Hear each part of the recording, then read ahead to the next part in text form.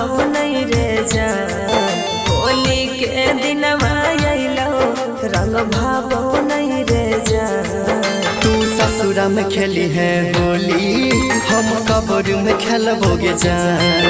तू ससुरा में खेली है होली, हम कब्र में खेलबोगे जान। सुना लागे छै गलिया गुलाल बिना रे जान, सुना लागे छै गलिया गुलाल बिना रे जान। तू ससुरा में खेली है होली, हम कब्र में खेलबोगे जान। तू ससुरा में खेली है होली, हम कब्र में खेलबोगे जान।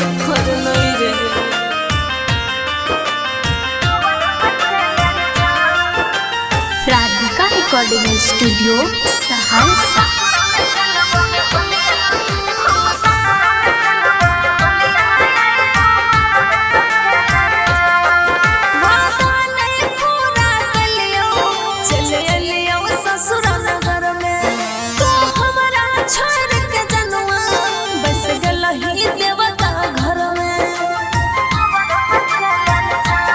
ऐसन आग लगल कौआ गुआ, फगुआ छीना लेलकोगे। तोहर बाप भाई मिलके नाता तोड़बैलकोगे। सुना लागे छै चोलिया, सुना लागे छै चोलिया, अब की होलिया मेरे जान।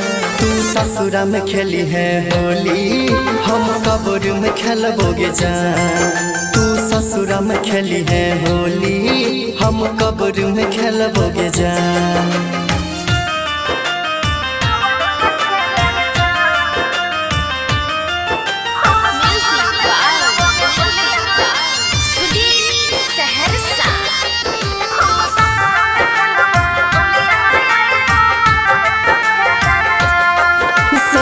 सूजित सेली है देहिया में रंगवा लगाई, जीवन बहाबू के दी है जिंदगी से अपन भुलाई।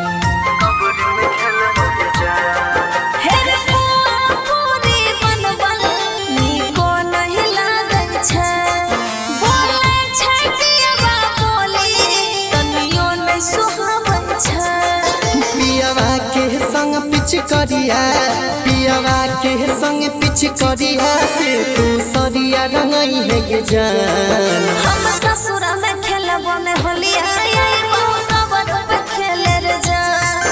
हम ससुरा में खेलबो ने होलिया, कब्र पे खेले रे जान। Recording by Sujit Saharsa.